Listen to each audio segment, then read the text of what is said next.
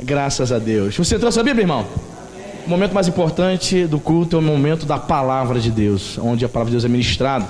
Estamos seguindo aí hoje, nessa série, estamos pregando uma série de mensagens sobre as 7 cartas do livro do Apocalipse. No domingo retrasado trouxemos uma palavra introdutória. Você que não esteve aqui, você pode ir lá no nosso canal, você bota no YouTube, Pastor Anderson Porto. Essa mensagem já foi postada, 7 cartas do Apocalipse, está lá, introdução, parte 1. Semana passada nós pregamos sobre a primeira carta, primeira igreja propriamente dita, que foi Éfeso, amém? Ainda não foi postada, vai ser postada essa semana, lá no YouTube, ok? E hoje nós vamos pregar sobre a segunda igreja do livro do Apocalipse, a segunda carta do Senhor Jesus à igreja de Esmirna. Gostaria que você abrisse em Apocalipse capítulo 2, versículo 8.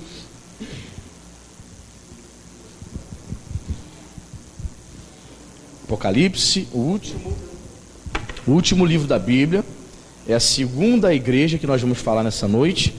Apocalipse capítulo 2, versículo 8. Amém? Você achou? Diga amém.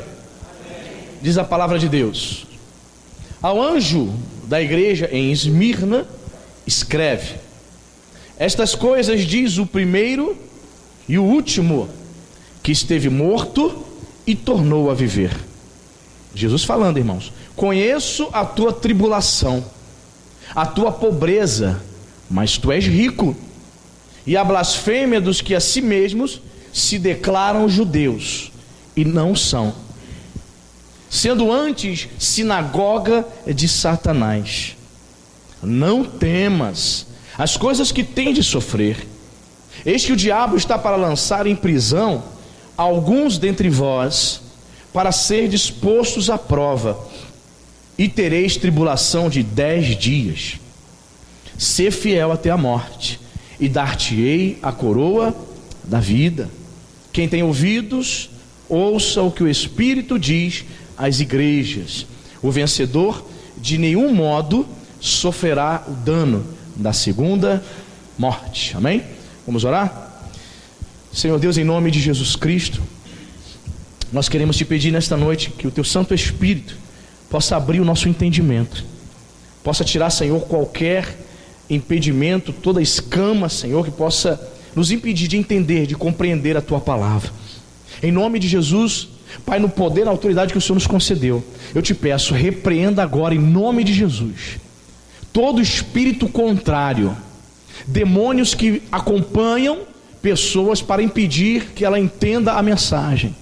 Espírito Santo, eu te peço que os espíritos malignos sejam repreendidos agora em nome de Jesus, e que de fato, de verdade, o coração dessa minha irmã, desse meu irmão, esteja aberto para compreender a tua vontade para a vida deles. Fala conosco, Espírito Santo, que haja nessa noite consolação, exortação e edificação para o corpo de Cristo, em nome de Jesus. Se você crê e concorda, diga amém. Muito bem, temos aqui, irmãos, a segunda carta do Senhor Jesus à igreja de Esmirna. Esmirna, irmãos, era uma cidade costeira. Ela existe até hoje, só que com outro nome. Ela se chama hoje Esmir, e nada mais, nada menos se refere a mirra.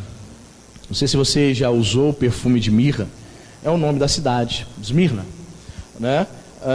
Foi o centro, irmãos, essa cidade foi o centro do ministério e lugar do martírio de um grande pregador. Não sei se você já ouviu falar ou já leu a respeito dele, de um grande pregador chamado Policarpo. Quem foi Policarpo, pastor?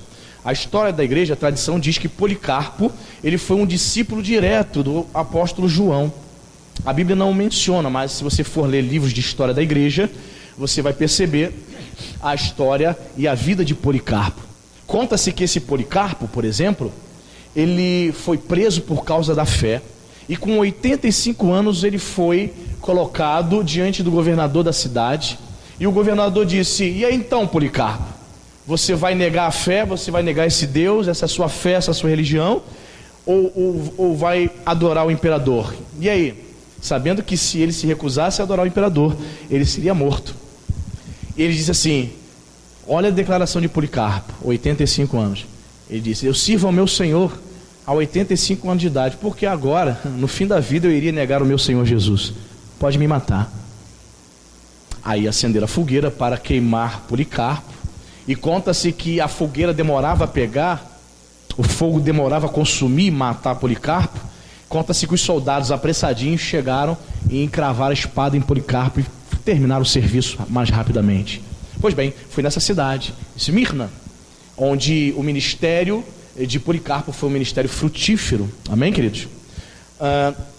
Essa cidade de Esmirna, irmãos, veja bem, tinha uma população aproximadamente de 100 mil pessoas no primeiro século, uma cidade importante, uma cidade viva, com comércio. O último IBGE apontava 140 mil pessoas aqui em Araruama, né? É a última vez que eu li a respeito. Mas, irmãos, chega tanta gente da Baixada de São Gonçalo para morar aqui em Araruama. Sim ou não, irmão? Quantos vieram aqui da Baixada Fluminense como eu? Quantos vieram? Da metade da igreja. Caxias, Nova Iguaçu, Belfort Roxo, tudo presente, não é isso? São George Merritt, coisa linda, irmão. A Baixada presente, Araruama. Quantos vieram de São Gonçalo? São Gogô. Aí, ó. Meu Deus, coisa linda, né? São Gonçalo, maravilha. E todo mundo me diz assim: pastor, o negócio lá tá pegando fogo, tô metendo o pé. Vim buscar paz, qualidade de vida, não é isso? Metade da igreja mora no condomínio Som de Vida. Por quê? Por quê, irmão? Nem vou perguntar, eu sei que a metade mora. Por quê, pastor? Eu vim buscar qualidade de vida. E eu já recebi notícia de que tem gente de São Gonçalo que está construindo casa da igreja de Culubandê. Tem uns irmãos lá, né? O Rogério deve conhecer, o irmão lá do som lá, muito conhecido lá. Já está avisando que já vai vir para cá também. Eu falei, meu Deus do céu, todo mundo está se mudando. Pois bem, irmãos, eu acredito que agora Araruama deve estar com uns 200 mil habitantes. Sim ou não, irmão? Uns 200 mil, está por aí. Todo dia chega gente da Baixada de São Gonçalo, impressionante. Veja bem, essa cidade aqui era, no primeiro século, irmãos, era uma cidade movimentada, 100 mil habitantes, cidade importante. Ela possuía muitos templos, irmãos, muitos templos pagãos. Lá havia em honra a Zeus, o deus da mitologia grega. Tinha um templo lá, muitos idólatras. Era uma cidade extremamente pagã, uma cidade que não conhecia o Senhor. Só que o evangelho chegou nessa cidade, amém, irmãos? Havia uma igreja nessa cidade. Não sabemos se essa igreja era pequena, mas havia ali um grupo que buscava e adorava o Deus vivo, amém, irmão? Você também tem esse desejo no seu coração? De sempre buscar o Deus vivo, o Deus poderoso? Amém, graças a Deus, por isso que você está aqui nessa noite, amém? Então vamos analisar aqui os versículos por versículo para a gente aprender e absorver o máximo. Aí temos aqui o versículo 8, a declaração de Jesus ao anjo da igreja. Lembre-se que eu falei para você que anjo aqui, a palavra anjo vem do grego angelos, que significa o que mesmo, irmãos? Mais alto. Mensageiro. A palavra anjo no grego angelos significa mensageiro, aquele que entrega a mensagem do evangelho. Então anjo aqui, nesse contexto desta epístola, dessa carta de Jesus à igreja de Esmirna, significa o pastor da igreja. Então temos uma carta para o pastor da igreja em Esmirna. Então Jesus pede para João escrever. Escreve o que? Estas coisas diz o primeiro e o último, que esteve morto e tornou a viver. Aleluia. Ele é o primeiro, amém, irmãos? Jesus aqui se declara como o primeiro, porque por ele todas as coisas foram feitas, irmãos. Ele é o único, ele é o alfa, é o ômega, o princípio e o fim. São declarações para passar a ideia para mim, para você, de que Deus, Jesus Cristo, ele é eterno, amém, irmãos? Contrariando, por exemplo, a doutrina dos testemunhos de Jeová, que bate na tua porta sábado de manhã. Eu não sei se você sabe, eles não creem na divindade de Jesus. Tanto é que se você falar assim, faça uma oração aí em nome de Jesus, ora por mim em nome de Jesus, ele não ora. Eles não oram. Eles não creem na divindade de Jesus. Eles creem que Jesus foi um homem qualquer, um homem comum. Mas pastor, a Bíblia é tão clara ao provar a divindade de Jesus. Pois é, eles não creem. Então essas expressões, esses títulos, o primeiro e o último, o alfa e o ômega, o princípio e o fim, são declarações para nos trazer a ideia de que ele é eterno. Jesus é Deus, amém, queridos? João 1,14 diz, e o verbo se fez carne e habitou entre nós, cheio de graça e de verdade. Ele é Deus, irmão. Existe um documento do primeiro século chamado Didaquê. Tem em português. Eu tenho um livro que fala sobre escritos das tradições do primeiro século e da Idade Média, que tem em português o Didaquê, mas se você quiser na internet, você procura, bota Didaquê. O que é isso? Era um documento do primeiro século, onde relatava o dia a dia da igreja primitiva, da igreja do segundo século, ano 130, 120, certo?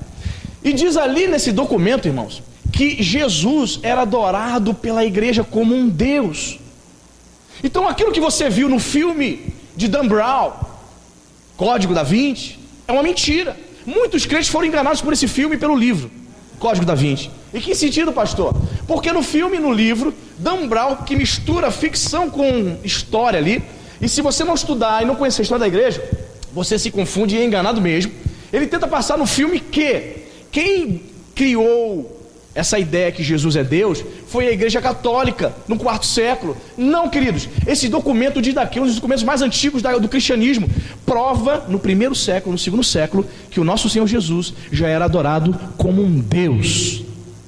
Quem está entendendo isso? Prova, é a prova máxima. Jesus sempre foi adorado.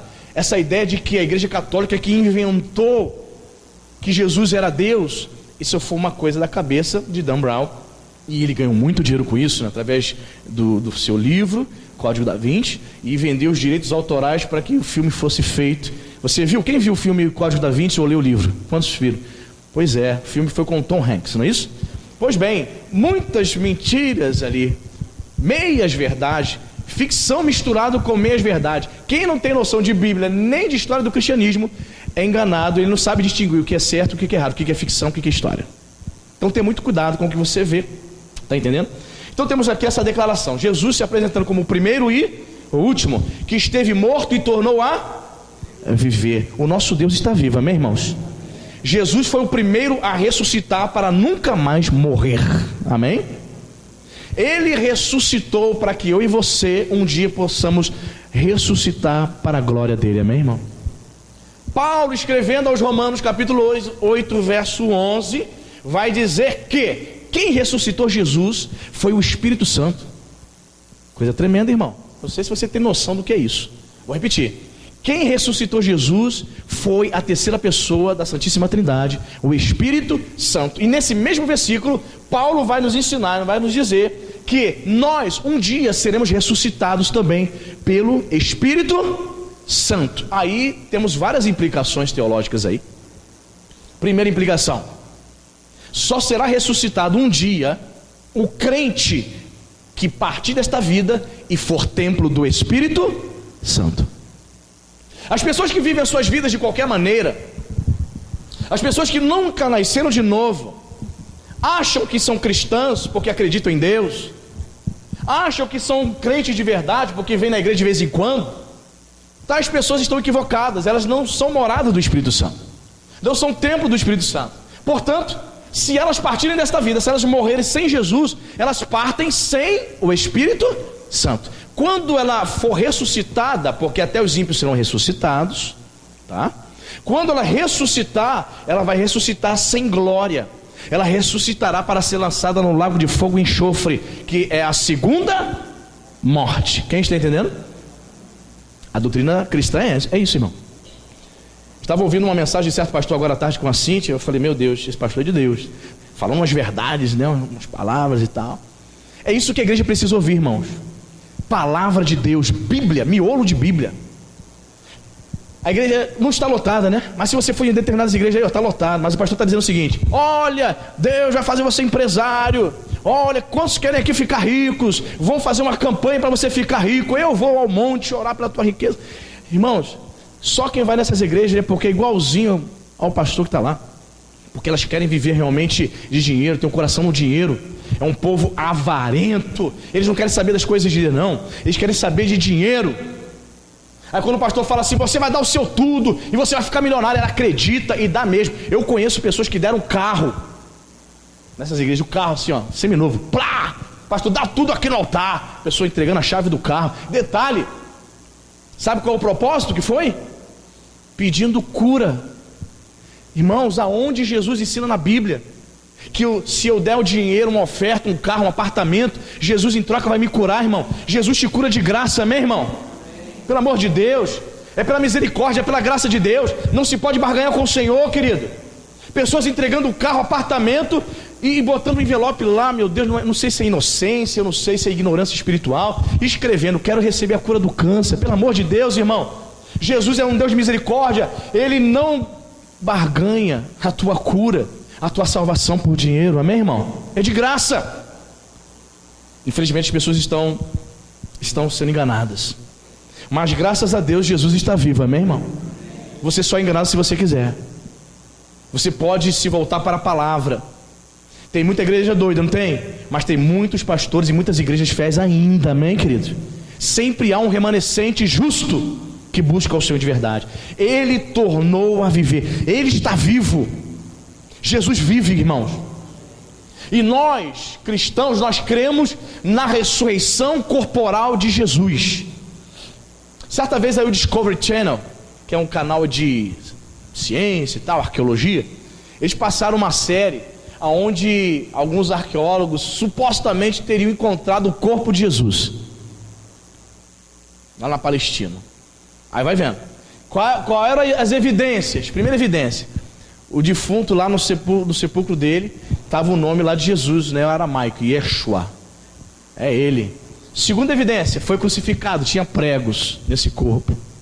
Aí os teólogos e sábios entendidos deste mundo fazendo declarações, é o corpo de Jesus. Mas aí ele se esquece do que a Bíblia diz, irmão. Jesus ressuscitou, ele não ficou no túmulo, irmão, ele vive. Só que os racionalistas, os céticos, os ateus, eles tentam por A mais B tentar provar que Jesus não ressuscitou. Nós precisamos crer no que a Bíblia diz, e a Bíblia diz que Jesus não está mais naquele túmulo, ele vive. Nós servimos um Deus, um líder, Jesus é o nosso general, o nosso capitão, que não está mais no túmulo. Maomé, fundador do islamismo, está no túmulo. Siddhartha Gautama, que era o verdadeiro nome de Buda, está lá no seu túmulo, fundador do budismo, né? Todos esses grandes líderes, irmãos, eles estão lá, mas o nosso Jesus, ele está vivo. Por isso ele se apresenta para essa igreja: eu sou aquele que esteve morto e tornou a viver. Aleluia. Versículo 9, olha o que Jesus fala para essa igreja, irmãos, impressionante. Conheço a tua tribulação. Vamos analisar. Olha o que Jesus está dizendo para eles: eu conheço os teus problemas. Você está aqui, eu quero dizer para você, esse Deus que nós estamos invocando e pregando, ele conhece a tua tribulação, irmão. Pastor, você não sabe o problema que eu estou vivendo. Eu não sei não, mas ele conhece a tua luta, a tua tribulação. Amém, querida? Isso é um consolo para você. Essa palavra tribulação, ela vem de um termo grego chamado telipsis, que significa viver sob forte pressão. Você gosta de viver sob pressão? Pastor, eu trabalho numa empresa, numa área que eu sou muito pressionado, tenho que bater meta, bater cota. Quantos já trabalharam? Já? Eu já trabalhei também, irmãos. Olha, em comércio eu tinha que bater meta de vendas. O gerente me perturbava toda manhã, irmãos. Começava o dia, nós íamos para a nossa posição, os vendedores lá, quem trabalha em Casa Bahia sabe também, né? Casa Bahia, Ponto Frio, uma pressão danada. Eu ia lá para a porta da loja, não na Casa Bahia, mas em outro lugar. Quando o gerente ia lá para o computador, irmão, já me dava o calafrio. Ele ia lá para o computador para puxar, para saber quanto cada vendedor tinha vendido, quantos atendimentos. Aí, irmãos, teve uma época que eu fiquei embaixo. Olha, eu não conseguia vender nem parafuso, irmão. Aí aquele mês eu não conseguia vender, eu estava por último, 6 vendedores, eu estava em último lugar. Aí ele puxou, eu falei, meu Jesus, lá vai, ele vai me chamar. Quando ele puxou, me viu em último lugar, ele, Anderson, vem cá. Estou vendo aqui, ó, suas vendas estão horríveis, estão ruins. Eu falei, pois é, Fernando, você está vendo, cara, eu estou atendendo, mas só consigo vender parafuso, cara. Eu faço uma venda grande para dar um upgrade. Olha só. Aí ele botava, irmão, pressão. Tem que bater meta, cara. Se você não bater meta, o Raulzinho era o dono da empresa. O Raulzinho, ele tá vendo, ele vai te mandar embora. Quando a barca passar, cara, tu vai ser o primeiro. Eu falei, Jesus de Nazaré, tu tá vendo que eu tô tentando, cara. Tem misericórdia. É ruim, né, irmão, trabalhar sob pressão, né, querido? Pois é. A pressão que esses irmãos estavam vivendo não era pressão para bater meta de venda, não, irmão. Eram lutas da vida, eram perseguições, querido. Eram tempos difíceis. Jesus vai dizer, eu conheço a tua luta. Esse é o Deus que conhece a tua luta, meu irmão. Ele conhece, ele sabe tudo que você está passando, a pressão, os problemas dentro de casa, problema com o filho nas drogas, problema com o marido incrédulo, cético, alcoólatra, viciado. Ele conhece a tua tribulação, amém? Saiba disso. Ele diz aqui, conhece a tua tribulação, a tua pobreza. Olha o que Jesus está falando. Eu conheço a tua pobreza, mas tu és rico, está entre parênteses, né? Mas tu és rico. Essa igreja aqui, irmãos, a palavra pobreza é isso mesmo, está se referindo à pobreza financeira mesmo. Era uma igreja pobre. Eu não sei se você no Facebook já viu, às vezes aquelas postagens, o pessoal gosta de postar, culto lá nas igrejas da África, ao ar livre. Quem já viu já? Né? Sempre no Facebook tem o pessoal postando. De fato, irmãos, é uma extrema miséria, querido. Eu acho que todos nós deveríamos ter essa oportunidade, né? De visitar as igrejas da África, da Angola, de Moçambique. Olha, o pessoal é uma miséria extrema. Esta igreja era uma igreja desprovida de grana, de dinheiro. Existem igrejas, irmãos, que não tem um ar-condicionado como esse. Existe igreja hoje no interior, irmãos, que os crentes estão ouvindo a palavra como vocês, estão assim, ó, se abanando. Tanto calor. E é muito difícil você prestar atenção numa mensagem tendo que se abanar, não é isso? Tanto calor. Tem igreja que não tem estrutura, não tem um banco desse, irmãos. Tem lugares, tem crentes nessa hora que estão sentados no chão, reunidos, cultuando e ouvindo a palavra de Deus. Era uma igreja pobre, extremamente pobre. O termo no original grego dá a entender que eles passavam necessidade básica. Certa vez eu vi um testemunho de um pastor que foi pastor em Angola por 3 anos. E ele falou assim, queridos, eu fiquei, ele falando assim, eu fiquei em Angola 3 anos. Tá vendo essa calça aqui? Pois é, eu fiquei com ela 3 anos. Não havia condições de comprar calça. Esse sapato aqui, 3 anos com o mesmo sapato. As pessoas eram tão miseráveis, tão pobres, que chegava o momento do ofertório e eu que tinha que dar o dinheiro pro povo. Ele falou. Quando eu cheguei lá, o rapaz falou assim, pastor, eu vou te levar na feira. Aí ele falou assim, poxa, o Rio de Janeiro, imaginando feira, né? Feira do Rio de Janeiro, feira do Rio é aqui, né, irmão? Feira de Aroma, um espetáculo, né? Coisa linda. Eu vou mostrar para você. Ele falou assim, mas não tem açougue, mercado aquele? Não. O mercado aqui é o ar livre. Se o senhor quiser comer aqui, o senhor vai comer isso aqui. Aí foi, o irmão levou ele no lugar, uma feira livre.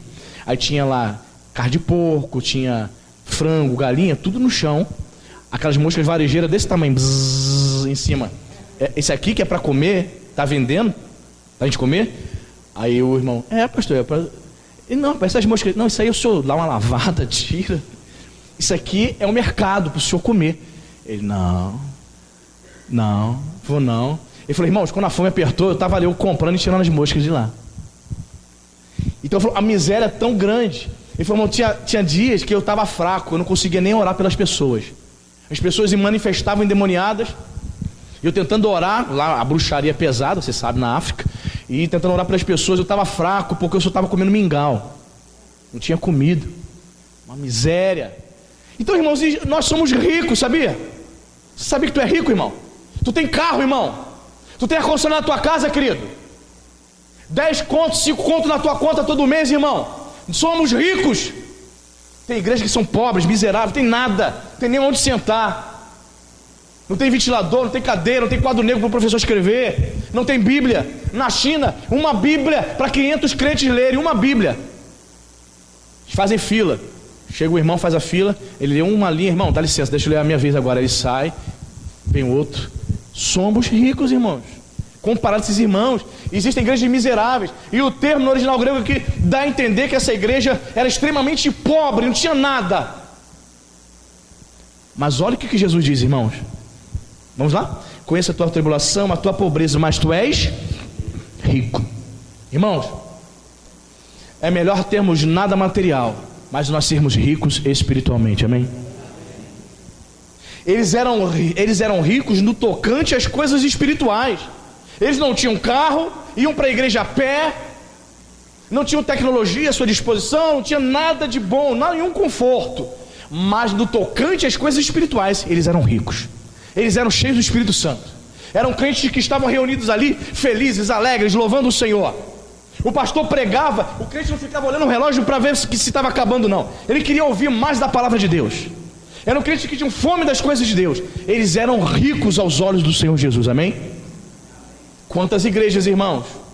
Quantas igrejas na conta, R$1 milhão, 5 milhões, estão pobres, ali não há presença de Deus, a unção do Espírito Santo já foi embora, Deus não está presente ali. Certa vez uma pessoa chegou para mim de outra denominação, assim que eu cheguei aqui na Araroma, ele era de outra denominação, esse rapaz, ele falou para mim assim, conversando sobre igreja e tal, ele falou assim: pastor, a nossa denominação, fala assim com certo orgulho, né? A nossa denominação lá em Cabo Frio, a nossa igreja da nossa denominação lá em Cabo Frio, lá é uma igreja que tem 700 membros, muitas pessoas de classe média alta, uma igreja que tem uma estrutura fabulosa. O pastor falou disso, que não tem mais nada para fazer na igreja, tudo que já tinha que ser feito, já fez. E eles tinham em caixa R$1 milhão, não sabiam o que fazer. Não sabia o que fazer. Irmãos, tantos missionários precisando ser sustentados, pregando a palavra na África, no interior do nosso país, no Nordeste, na Amazônia. Tanta gente passando fome. Eu não posso dizer, eu não sei o que fazer com R$1 milhão. Você está entendendo, irmão? É só você olhar para as pessoas sofrendo. Existem lugares que o pastor vai pregar e ele sabe que ali as pessoas são tão pobres que não vai ter condições de sustentar o pastor. Que tal sustentar esse pastor, esse missionário? A Igreja Nova Vida de Brasília faz isso, irmãos. Bispo Antônio lá de Brasília já falou isso pra gente, para nós pastores. Eles pegam os pastores de Brasília, mandam pro interior do Nordeste.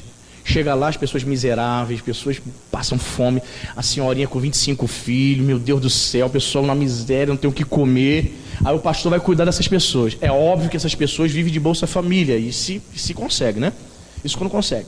Aí o pastor não pede oferta, ninguém trabalha praticamente, irmãos. O que o pastor faz? Ele prega o evangelho, mas não espera nenhum retorno financeiro. Não espere construir igrejas, não espere isso. Só vá para cuidar das almas mesmo. Quem é que sustenta o pastor? A igreja de Brasília. De Brasília, o irmãozinho trabalha na Assembleia Legislativa, servindo um cafezinho, ganha 12 mil.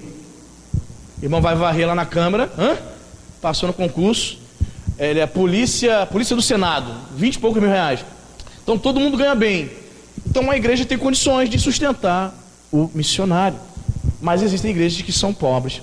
Mas o que Jesus destaca aqui é que eles eram ricos. Infelizmente, muitas igrejas têm tudo financeiramente, mas já perderam o mais importante, irmãos, que é a presença de Deus. Nós não podemos perder a unção de Deus e a presença dele, amém, irmão?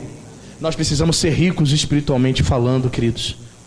E Jesus vai dizer: conheça a tua tribulação, a tua pobreza, mas tu és rico, e a blasfêmia do que a si mesmos se declaram judeus e não são, sendo antes sinagogas de... Meu Deus! Olha o que Jesus está falando. Eu sei que vocês estão passando por aí, e eu conheço a blasfêmia dos camaradas que estão perseguindo vocês. É a sinagoga de Satanás. Historicamente falando, era um grupo de judeus que estavam perseguindo eles.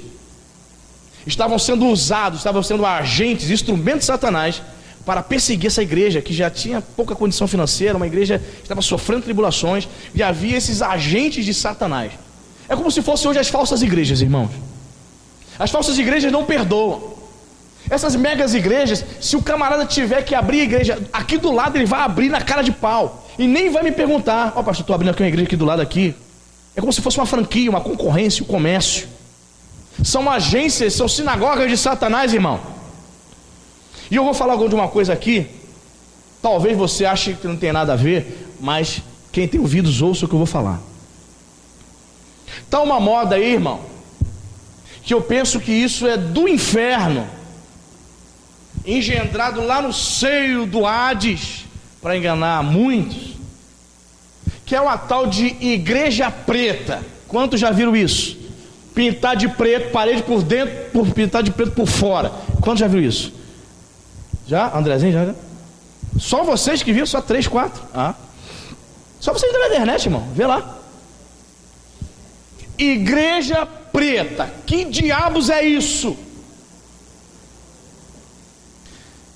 Certo cantor muito famoso, eu não vou dizer o nome dele, mas eu acho que você vai pescar. Ele falou numa entrevista ao Danilo Gentili que o pai dele saiu de férias por 9 dias. O pai dele pastor da igreja há 47 anos.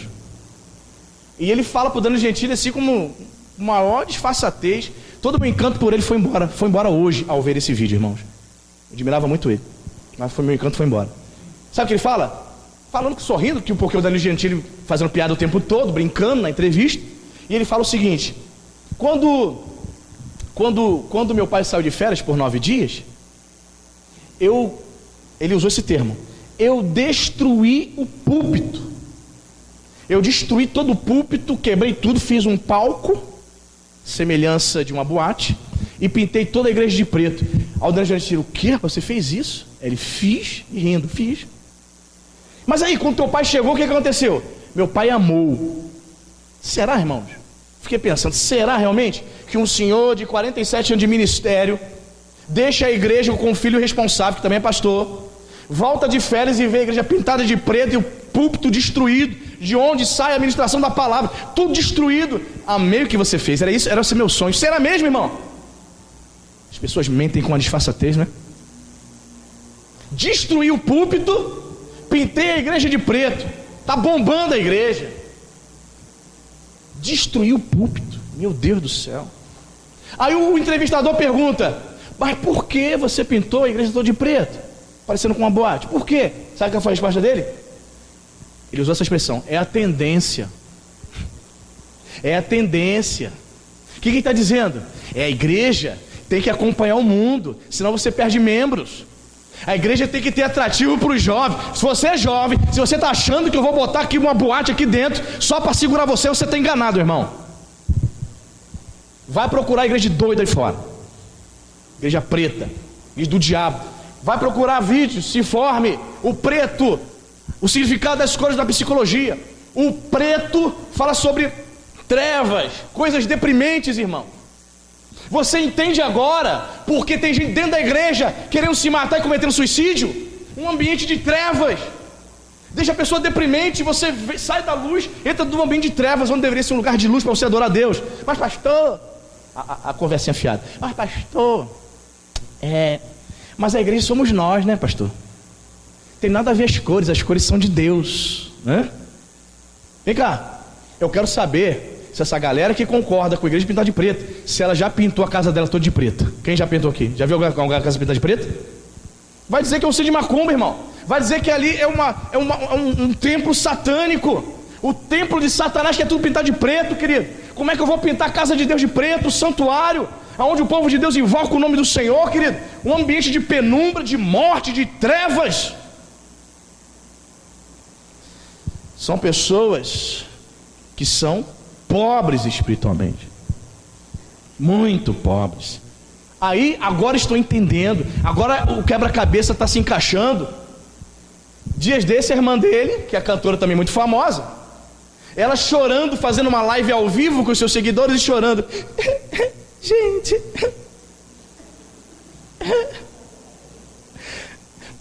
as nossas canções não fazem mais sucesso. Satanás tem falado ao meu coração: você não vai fazer mais sucesso. Ela chorando porque as músicas dela não fazem mais sucesso. Ela se acostumou com a fama, ela se acostumou com a glória. As músicas dela não têm mais influência. Já fez muito no passado. As músicas dela não tocam mais os corações. Encaixou? A unção foi embora e acabou, a glória foi embora. Tem nada a ver. Aí ele vai falar descaradamente. A igreja do meu cunhado lá em Niterói, 3 anos de existência, 4.000 membros, está bombando, toda pintada de preto, cheio de jovens. Irmãos, eu vou ficar aqui com 3 jovens, mas eu não vou vender a minha alma ao diabo. Eu vou ficar aqui com quem quer seguir a servir a Jesus. Vai sair hoje, esse mês saiu várias pessoas daqui da igreja, tá? Várias famílias, 3, 4. Será que não se adaptaram? Vão para outra igreja. Vão, tchau, vai na benção, vai com Deus, para uma igreja que se adapte. Mas eu não vou deixar de pregar a verdade não, irmão. Eu não vou abrir mão de falar a verdade e de exigir disciplina. As coisas de Deus não é bagunça. Não vão fazer a casa de Deus de bagunça. São pessoas pobres espiritualmente. Aí talvez alguns irmãos falem assim: pastor, saiu fulano. Você sabe? Sei. Pastor, saiu Beltrano. Sei. Eu sempre vou dar a mesma resposta para você, querido, que você sempre fica preocupado em falar comigo. Sempre vou dar a mesma resposta para você. Igreja é assim: entra, sai pessoas. Igreja sai e entra pessoas. Todas as vezes que eu vou em Lafayette, estou fora de Lafayette há 9 anos. É outra igreja, irmão. Eu chego lá, não é mais a Lafayette que eu deixei há 9 anos atrás. Igreja é assim. O que importa O principal é isso. Eu estou pregando a palavra de Deus. Quem tem ouvidos para ouvir, ouça. Mas eu não vou abrir mão, irmão. Igreja preta, pintar de preto. Esses caras não pintam a casa deles de preto não, irmão. Boate. Eu passei em Saquarema e eu vi uma, né? Na Avenida Saquarema, toda pintada de preto. Aí me passaram, aí pastor, toda de preto. Pastor, tá lotada. Falei, eu sei. Querido, você acha que quando eu estou pregando aqui eu não sou tentado pelo diabo a ficar quieto, não tocar nesse assunto? Esse assunto fere algumas pessoas. Algumas pessoas vão sair daqui dizendo assim, pastor é rígido, caramba. Gostei não, vou ver outra igreja mais light. Vai, querido, vá, procura uma igreja mais light, mas eu não vou deixar de pregar a palavra de Deus, amém? Não vou. São sinagogas de Satanás, estão lotadas. As sinagogas de Satanás estão lotadas de pessoas que blasfemam contra o nome do Senhor. Você entra na igreja, não sabe se é boate, não sabe se é uma igreja que serve a Deus. Versículo 10, Jesus vai dizer para essa igreja, olha, não temas as coisas que tens de sofrer. Eis que o diabo está para lançar em prisão alguns dentre vós, para serem postos à prova, e tereis tribulações de 10 dias, ser fiel até a morte, e dar-te a coroa da vida. Olha o que Jesus fala para esses irmãos, não temas as coisas que têm de sofrer. O sofrimento faz parte da vida humana. As igrejas não pentecostais pregam o contrário. Posso dar nome aos bois? Posso? Vai ficar ofendido não? A Igreja Universal do Rei de Deus, a Igreja Mundial do Boiadeiro, a Igreja do Plenitude, a Igreja Renascer em Cristo e outras são adeptas da teologia da prosperidade. Eles vão dizer que o crente não pode sofrer, porque ele nasceu para ser rico. Todo crente vai ser rico. O crente não fica doente. Isso é uma mentira. O sofrimento faz parte da vida do cristão, irmão. Doença não dá na caixa de som, dá em você, dá em mim. Esses dias eu fui fazer um check-up geral, que eu estou correndo na orla, mas não sei se eu estou com um coração bom para isso, né, irmão?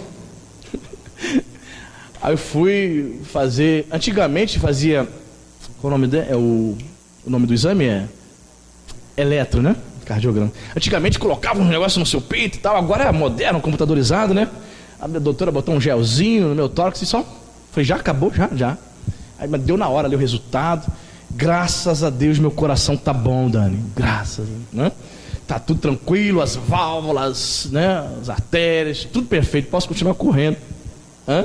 Maravilha. Fui fazer os exames, vi que estava tudo ok. E note bem, queridos, que esses queridos aqui sofriam. E se eu recebo no exame desse de rotina a notícia, pastor, o senhor é cardíaco, toma remédio, 42 anos, o senhor vai morrer. Meu Deus. Tem crente que recebe essa notícia. A irmã está com câncer, tá? 6 meses de vida. Mas a irmã não é fiel? Sim, o crente sofre, irmão. Não ensinar essa verdade para o crente é iludir o povo de Deus. Dizer para você que só vai ser 1000 maravilhas a sua vida, eu estou mentindo para você. Os crentes sofrem. Não tema, Jesus está dizendo para aquela igreja, as coisas que vocês têm que sofrer. Muitos crentes precisam passar pelo sofrimento. Por quê, pastor? Por várias razões. Um motivo é para que talvez você se apegue mais com Jesus. Pastor, por que eu estou sofrendo? Para você se despertar mais para Deus. Pastor, por que eu estou sofrendo? Jesus está te corrigindo e você nem está percebendo. Pastor, por que eu estou sofrendo? É para você se converter de verdade a Jesus. Pastor, por que eu estou sofrendo? Porque Deus quer que você cresça espiritualmente. Tem várias razões pelas quais você sofre. Várias. Mas você tem que ter uma verdade e esse entendimento. O crente também sofre. Ele vai dizer, eis que o diabo está para lançar em prisão alguns dentre vós para serem postos à prova. Deus permite que Satanás nos coloque à prova. Como é que é isso, pastor? O diabo pode tocar na minha vida? Não, o diabo não pode tocar na tua alma não, mas ele pode colocar você à prova. Satanás nos coloca em prova diariamente, nos testa. Ele quer saber acerca da tua lealdade, assim como fez com Jó. Deixa eu tocar na vida dele, Senhor. Vamos ver se ele vai continuar sendo fiel. Foi isso que Satanás fez com Jó? Faz na tua vida também, irmão, na minha também. Vamos ver se ele vai aguentar mesmo. Ele diz que é fiel? Ele não diz que é crente? Vamos ver. O Senhor permite que eu faça isso? Essa igreja aqui estava sendo posta à prova. Eles seriam presos, muitos iriam morrer, martirizados, com a permissão de Deus. Deus estava provando o coração deles. Só que há uma palavra de consolo para eles. Jesus diz aqui que eles não seriam livres da morte. Jesus disse que eles iriam morrer. Não é isso que diz o texto aqui no final? Ser fiel até a morte, dar-te-ei a coroa da vida. Muitas vezes Deus não vai tirar o sofrimento da tua vida, vai permitir. Muitos crentes fiéis vão receber o diagnóstico do médico: você está com câncer, você vai morrer daqui a 6 meses. Uma palavra dura, né? E o médico, né, por falar aquilo todos os dias, ele nem tem mais aquela... O médico, quando te dá uma notícia ruim, ele não chora contigo. Eu queria falar um negócio contigo, deixa eu chorar juntamente com você. Não. Ele fala assim: olha só, você sabe que tem que fazer os tratamentos. Começa a vir o tratamento, a senhora está com câncer, daqui a 6 meses a senhora vai morrer. Então a senhora tem que fazer e tal, o tratamento. É só um paliativo. Mas ele fala na boa assim, né? Por quê? Porque ele dá com a morte todos os dias, irmão. Ele vai perdendo aquela sensibilidade. Pois bem, Jesus está dizendo para essa igreja: seja fiel até a morte, vocês vão morrer. Está preparado? Jesus. Imagine se Jesus aparecesse para você, para mim, agora, e disse assim: você vai morrer, ser fiel até a morte. Dentro em breve você vai morrer. O que nós diríamos, irmãos? Amém, Jesus, glória, vou soltar fogos. Aleluia. Será, irmão? Você ficaria contente? Muitos fariam o seguinte: ia começar a chorar, não é? A minha mãe, ela não é crente, já esteve na igreja, mas está afastada, né? Meu Deus do céu, às vezes ela queria ir no médico. Quando ela morava, a gente morava em cima na casa dela, né? Tinha uma casa em cima. Aí ela sempre falava assim: Cíntia, vai no médico comigo. Aí a Cíntia fala: por quê? É porque eu tô com medo. Medo de quê? Vamos fazer uns exames, tô com medo de receber uma notícia ruim do médico. Olha, às vezes a Cíntia ia, às vezes uma colega dela ia. E ela, muitas vezes, quando recebia uma má notícia, era coisa boba, era só para fazer um tratamento e tal, fazer os tratamentos médicos, ela começava a chorar de passar mal. Ela passava mal de tanto chorar. Aí o médico: calma, doutora, calma, senhora, é algo tranquilo, só a senhora tomar um remedinho. Eu não vou morrer. Normalmente, quando recebemos uma má notícia, a gente não recebe de bom grado, não é verdade? Mas essa igreja recebeu do próprio Senhor Jesus: vocês vão sofrer e vocês vão morrer. Mas Jesus é bom, amém, irmão? Ele é Deus, ele traz aqui uma promessa: seja fiel até a morte, porque eu vou dar a coroa da vida para vocês. Eles iriam receber a vida eterna, a herança eterna. Eles estavam dispostos. Você sabe que nas Olimpíadas, na Grécia antiga, um corredor, os esportistas, quando venciam aquela prova, eles não recebiam uma medalha de ouro, prata ou bronze como hoje, né? Eles recebiam uma coroa de louros. Era o prêmio deles.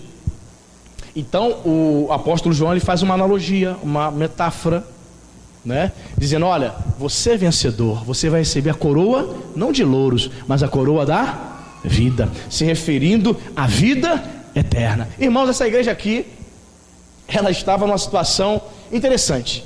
Humanamente falando, ela estava mal. Não tinha dinheiro, não tinha reputação, não tinha fama, recebeu a sentença de morte, mas eles tinham o principal, irmãos. Eles tinham Jesus nas suas vidas, amém? Eles tinham o principal. Querido, você pode ser uma pessoa que não tem estudo, você pode ser uma pessoa que não conseguiu realizar seus sonhos, você pode ser uma pessoa que não tem o emprego dos seus sonhos, você não tem um dinheiro na conta bancária, você não tem um carro dos seus sonhos, mas o que mais importa é que você tenha Jesus na tua vida. Eram pobres, mas Jesus diz: mas tu és rico. Vai morrer? Vão, mas vocês vão receber a coroa da vida eterna, a coroa da vida. E o versículo 11 diz: quem tem ouvidos, ouça o que o Espírito diz às igrejas. O vencedor de nenhum modo sofrerá o dano da segunda morte. O que se refere a isso aqui, pastor? Segunda morte é a separação eterna de Deus. Coloca na sua agenda aí, escreve na sua agenda, ó. Quem morre uma vez, quem nasce uma vez, ele morre 2 vezes. Entendeu? Quem nasce uma vez, morre 2 vezes. E quem nasce 2 vezes, morre 1 vez. Pegou? Pastor, entendi nada. Quem entendeu? Você entendeu? Vou repetir. Quem nasce uma vez, morre duas vezes. Ele nasceu só uma vez, ele nasceu o quê? Fisicamente. Então ele morre duas vezes, ele morre fisicamente e morre eternamente. Se ele nasceu duas vezes, nasceu fisicamente, nasceu espiritualmente, teve um encontro com Jesus, ele morre apenas uma vez, fisicamente. Ele não experimenta a segunda morte. Pegou? Amém, irmão? Você entendeu? O vencedor não é aquele que adquiriu sucesso na vida, não, irmão. Não é aquele que é bem sucedido. Para o mundo é, mas para Deus não. O vencedor não é aquele que ganha muito bem, que conseguiu passar em vários concursos.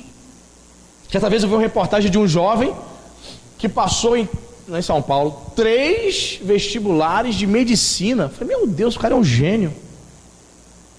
Às vezes algumas pessoas falam assim, pastor, eu sou muito inteligente. Eu falei, não, eu sou burro pra caramba, cara. Sou nada. Se eu fosse inteligente, eu passava em 3 vestibulares de medicina, irmão. Caramba, o moleque gênio. Ele estava escolhendo qual faculdade eu vou entrar de medicina. Passou os 13, irmão. Eu tenho um primo que é promotor lá em Brasília. E ele era sargento do exército. Olha só, sargento do exército, fez faculdade de direito. E o sonho dele era sair do exército e poder seguir carreira, né? Militar, mas ele ia sair do exército e seguir a carreira do direito. Era o amor dele. Aí aquela fase da vida dele, ele teve aquela fase da vida dele que ele estava viajando no Brasil. Concurso de auxiliar de promotor no Rio de Janeiro. Pá, ele fazia. Concurso de promotor lá no Ceará. Pum, ele ia para o Ceará, viajando no Brasil. E lá fazia. Concurso de juiz lá no Mato Grosso. Rodando no Brasil. Aí ele passou, irmãos, em 2 concursos. Passou de promotor e passou de auxiliar de promotor aqui no Rio. Aí falou, quem me chamar primeiro eu vou. Aí ele, auxiliar de promotor, foi chamado. E depois ele conseguiu realizar o sonho dele. Ele foi ser promotor lá em Brasília, irmãos. Tá lá, ganha bem, bem sucedido. Tem tudo o que quer, financeiramente falando. Mas e Jesus? Não tem Jesus. O vencedor aqui nessa escritura não se refere àquele que é bem sucedido na vida financeira, profissional, não. O vencedor aqui se refere àquele que permanece fiel até a morte, até Jesus voltar, amém, irmão? De todas as 7 epístolas, essa é a mais curta, percebeu não? 4 versículos, né? 8, 9, 10, 11. Mas 4 versículos que falam profundamente conosco, amém, irmão? Ele falou aqui da sinagoga de Satanás, falou aqui do crente fiel, falou que o crente fiel passa tribulação, experimenta, recebe notícias ruins na vida, mas ele também nos ensinou que o mais importante é sermos ricos no tocante às coisas de Deus, amém, irmão? Que você possa ser rico, que as pessoas possam ver riqueza, não material, que as pessoas não fiquem elogiando o teu carro bonito, não, que as pessoas possam ver e perceber que você é rico espiritualmente, que você é cheio do Espírito Santo, que você é servo e serva de Deus. Aleluia, bendito seja o nome do Senhor, amém, queridos? Fique de pé, aplauda o nome do Senhor, Ele é digno. Aleluia, aleluia. Toda glória seja dada ao Filho de Deus, Jesus de Nazaré, o Senhor da igreja. Aleluia. Coloca sua mão no coração, quero orar pela tua vida. Senhor Deus e Pai, em nome de Jesus, Senhor, a tua palavra foi pregada aqui nessa noite. Eu não sei como esse meu irmão, essa minha irmã recebeu essa palavra, mas que ele possa nessa noite, Deus, que ele possa nessa noite, meu Pai, se conscientizar, Deus, de que é necessário ser rico no tocante às coisas espirituais. Talvez haja pessoas aqui, Senhor, que têm uma boa situação, são pessoas que são bem-sucedidas, ela tem o emprego do seu sonho, ela conseguiu a casa do seu sonho, tem um carro que ela gosta, mas são pobres espiritualmente, Senhor. Diferentemente dessa igreja de Esmirna, que era pobre materialmente, mas era rica em relação a Deus, existem pessoas que estão muito pobres, Pai. Elas não conhecem as riquezas do Evangelho. Senhor, quantas são as pessoas, Pai, que ainda não conseguiram entender que existem sim as igrejas verdadeiras, mas também existem as igrejas que são sinagogas de Satanás, Senhor. Nós não queremos ser confundidos, Pai. Tantos grupos, meu Pai, se reunindo, meu Pai, se dizendo serem cristãos, Mas o que mais importa para eles são as festas, são as baladas gospel, Senhor. São as igrejas coloridas, com máquina de fumaça, com luz, um ambiente de boate, onde dizem estarem adorando a Deus. Senhor, tenha compaixão, Pai. Muitas igrejas estão se assemelhando ao mundo, Pai. Como foi dito, Senhor, na entrevista daquele rapaz, estão seguindo as tendências. Senhor, nós não queremos seguir as tendências do mundo, Pai. Nós não queremos copiar o mundo, nós queremos ser imitadores de Cristo, meu Pai. O Senhor nos chamou para imitarmos o Senhor Jesus. O Senhor nos chamou, Pai, para sermos luz deste mundo, para que possamos ser fiéis, porque Satanás tem colocado muitos à prova. Querido, talvez você esteja aqui e você esteja sendo posto à prova, e Deus está permitindo. Deus está permitindo Satanás provar você, porque o Senhor quer ver a sua lealdade. Você declara para todo mundo que é crente, mas o Senhor quer saber de fato aonde está o teu coração. Se o teu coração não estiver no Senhor, certamente você não vai suportar as tribulações e as provas. Você não vai suportar receber más notícias. Você vai sucumbir junto com as más notícias. Deus quer que você se entregue totalmente para Ele. Deus quer que você seja fiel até a morte. Deus não te chamou para ser um frequentador de igreja, para passar um tempo, um período na igreja. Deus te chamou para ser fiel até a morte. Aquele que for fiel até a morte vai receber uma coroa não de louros, mas a coroa da vida, o prêmio da vida eterna. Aleluia. Meu Deus, nós não queremos seguir as tendências desse mundo. Nós não queremos abrir mão da nossa fé, ainda que sejamos tentados, postos à prova. Senhor, nós queremos ser aprovados pelo Senhor. Nós queremos, em nome de Jesus, continuar servindo a Ti. Queremos, meu Pai, permanecer com o nosso caráter ilibado. Nós não queremos abrir mão da nossa fé. Nós não vamos abrir mão, Senhor. Nós não vamos vender a nossa alma para o inimigo. Não, Senhor. Aleluia, Jesus. Bendito seja o Teu nome. Muitos na igreja de Esmirna seriam provados por 10 dias, diz a palavra. 10 dias. Seria um período breve, até o dia que eles iriam partir dessa vida. O sofrimento não ia durar muito. Querido, se você está sofrendo aqui nesse dia, nessa hora, se você tem vivido um tempo de sofrimento, saiba que o sofrimento não vai durar muito tempo. Deus vai te sustentar. Deus vai te sustentar. Deus vai te dar vitória, vai te dar graça. Deus vai fazer com que você permaneça fiel até a morte. Não abra mão da sua fidelidade. Seja como uma igreja de Esmirna, uma igreja que não tinha recursos financeiros, mas uma igreja rica, cheia do Espírito Santo. Senhor, que a igreja de Nova Vida de Araruama, Pai, não seja conhecida como uma igreja rica de posses, não. Que nós sejamos conhecidos, Pai, como crentes ricos para com Deus, crentes que ajuntam tesouros dos céus. Aleluia. Bendito seja o Teu nome. Abençoe, meu Pai, o Teu povo. Pai, eu quero nessa hora abençoar, meu Pai, a semana desta igreja. Pai, nos conceda, meu Pai, uma semana cheia de vitória, cheia de graça. Em nome de Jesus, Pai, há irmãos aqui que estão orando, esperando, com grandes expectativas, meu Pai, de terem respostas de orações nessa semana. Que seja a semana da vitória dela, Pai. Em nome de Jesus, guarda, Senhor, irmãos que trabalham durante toda a semana no Rio, Senhor. Só vem para casa no final de semana. Livra da violência, livra do mal. Senhor, guarda o Teu povo. Meu Pai, nos livra de enfermidades, de doenças. Senhor, nos livra do homem maligno, do assaltante. Em nome de Jesus, repreenda, Senhor, o homem salteador. Guarda nossos filhos, guarda nossa família, nossa casa, o nosso lar. Senhor, nos livra de acidentes, Senhor. Muitos irmãos que dirigem, Senhor, durante todo o dia pegando estrada, livra-nos do mal. Pai, que a Tua bênção, que a Tua graça esteja sobre a nossa vida, sobre a nossa família, hoje e sempre, em nome de Jesus. Se você crê, diga amém, diga graças a Deus.